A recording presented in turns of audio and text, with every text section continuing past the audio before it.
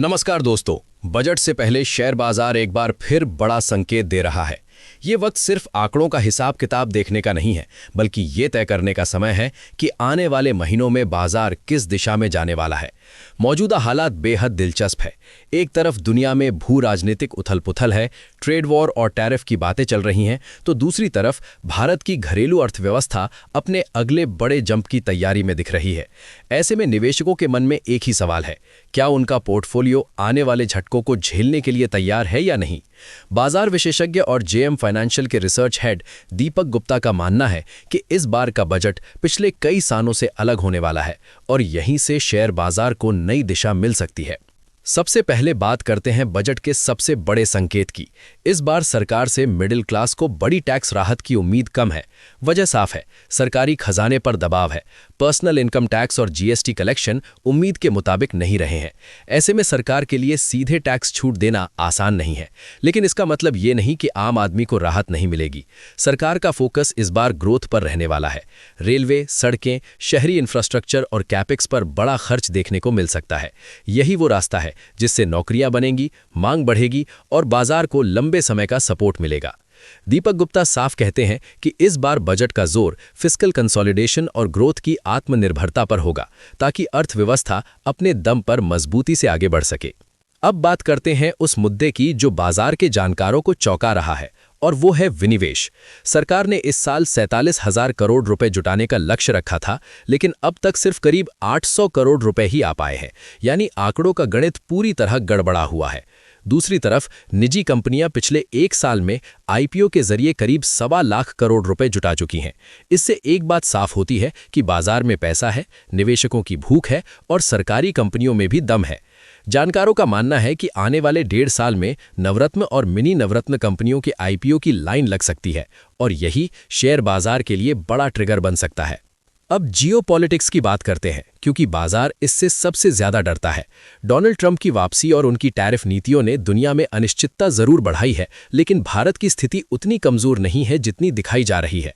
Bharat America को करीब $80 billion का निर्यात करता है, लेकिन टैरिफ का असर लगभग आधे हिस्से पर ही पड़ता है। फार्मा और इलेक्ट्रॉनिक्स जैसे सेक्टर्स भारत की ताकत है, जिनके बिना अमेरिकी सिस्टम भी पूरी तरह नहीं चल सकता। इसके साथ ही भारत अब चीन के साथ अपने रिश्तों को रणनीतिक तौर पर सुधारने की कोशिश में है, ताकि रेयर अर्थ मेटल्स जैसी जरूरी सप्लाई सुरक्षित रहे। यही आत्मनिर्भर भारत की असली तस्वीर है, जो लंबे समय में बाजार को मजबूती देती है। अब सवाल उठता है कि निवेशक किन सेक्टर्स पर भरोसा करें। जानकारों की राय में डिफेंस सेक्टर लंबे समय के लिए मजबूत बना हुआ है। भारत अभी अपनी जीडीपी का बहुत छोटा हिस्सा रक्षा पर खर्च करता है और मौजूदा वैश्विक हालात देखते हुए इसमें बढ़ोतरी तय मानी जा रही है। बैंकिंग और फाइनेंशियल सेक्टर में क्रेडिट ग्रोथ बनी हुई है और माइक्रो फाइनेंस जैसे हिस्सों में भी अब सुधार के संकेत मिल रहे हैं।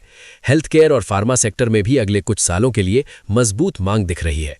वहीं दूसरी तरफ एनर्जी और एफएमसीजी जैसे सेक्टर्स में फिलहाल ज्यादा उत्साह नजर नहीं आ रहा, क्योंकि या तो वैश्विक कीमतों का दबाव है या फिर वैल्यूएशन काफी महंगे स्तर पर है। कमोडिटी की बात करें तो सोने और चांदी में जो तेजी चल रही है उसे जानकार एक सुपर साइकिल मान रहे हैं। खासकर चांदी की मांग सोलर पैनल और इलेक्ट्रिक व्हीकल्स की वजह से लगातार बढ़ रही है। एक्सपर्ट्स का कहना है कि यहां कीमतों में बड़ी गिरावट के बजाय समय का करेक्शन देखने को मिल सकता है, यानी दाम कुछ वक्त तक एक दायरे में रह सकते हैं। ऐसे में हल्की गिरावट को घबराने के बजाय जोड़ने का मौका माना जा रहा है। कुल मिलाकर निवेशकों के लिए सबसे जरूरी बात यह है कि उनका पोर्टफोलियो संतुलित हो। फिक्स्ड इनकम से सुरक्षा, लार्ज कैप से स्थिरता, मिड और स्मॉल कैप से वेल्थ क्रिएशन और सोना चांदी से रोजिम से बचाव। यही वो फॉर्मूला है जो बजट से पहले और बजट के बाद दोनों हालात में काम आता है।